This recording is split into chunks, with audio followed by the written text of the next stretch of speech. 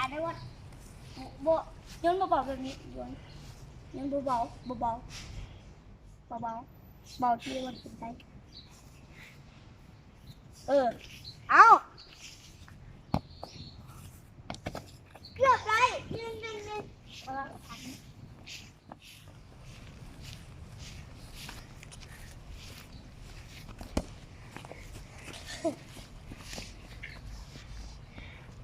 มาเต้มาหา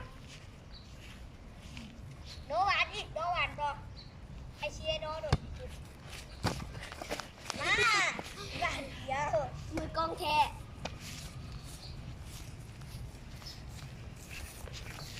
โดนเอาไอ้วะถูกปลามันได้เลย